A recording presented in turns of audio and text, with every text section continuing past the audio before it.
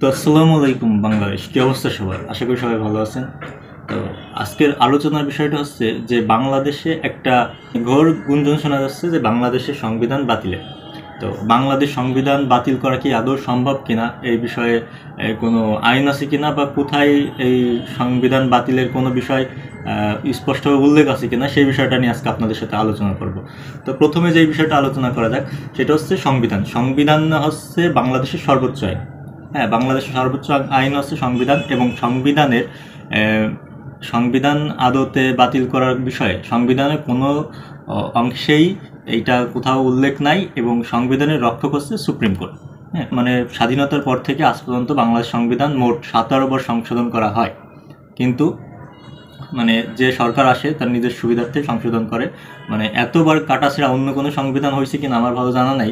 মানে যে সরকার আসে সেই আসে কাটাছেঁড়া করে, তারপরে সংবিধানের মানে নিজের শাসনের জন্য বা শাসনের সুবিধার্থে যা যা প্রয়োজন সেই বিষয়টাই উল্লেখ করে। তো বর্তমান প্রেক্ষাপটে বৈষম্য বিরোধী ছাত্র আন্দোলনের নেতারা এইটা একটা দাবি তুলতেছে যে সংবিধান বাতিল করা। তো আসলে সংবিধান বাতিল করা যায় কিনা? না, আসলে সংবিধান বাতিল করার কোনো স্পষ্ট বিষয় বাংলাদেশ সংবিধানে বা কোথাও উল্লেখ নাই। তবে সংবিধান সংশোধন করা যায়।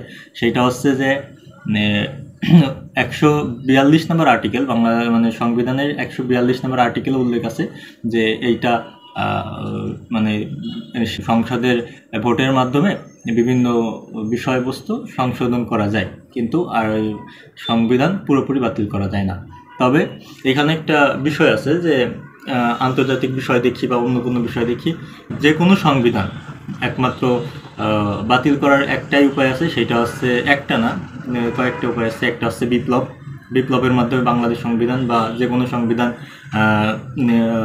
বাতিল করা যায়, এবং আরেকটা হচ্ছে সামরিক অভ্যুত্থান, এইটার মাধ্যমে বা সংবিধান বাতিল করা যায়। আরেকটা হচ্ছে যে কোনো ধরনের রাজনৈতিক বিপ্লবের মাধ্যমে সংবিধান বাতিল করা যায়। এই সম্পর্কে যদি আমরা একটু আন্তর্জাতিক বিষয় দেখি, তাহলে যে বিষয়গুলো দেখতে হবে সেইটা হচ্ছে যে পাকিস্তান হচ্ছে 1956 সালে সংবিধান প্রণয়ন করা হয়, এবং পরবর্তীতে 1958 সালে এসে সামরিক অভ্যর্থন হয়। সামরিক অভ্যর্থনের মধ্য দিয়ে তার আগের যে সংবিধান ছিল সেটা বাতিল হয় এবং সামরিক আইন জারি করা হয়।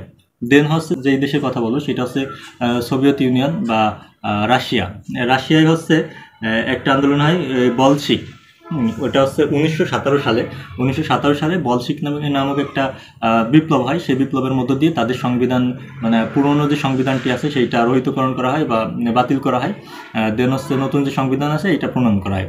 আর তৃতীয় যে রাষ্ট্রের কথা বলবো সেটা হচ্ছে ইরান। এটা হচ্ছে 1979 সালে ইসলামী বিপ্লবের মাধ্যমে তাদের আগের যে সংবিধান ছিল সেই সংবিধান বাতিল করা হয়, এবং পরবর্তীতে নতুন করে সংবিধান আবার প্রণয়ন করা হয়।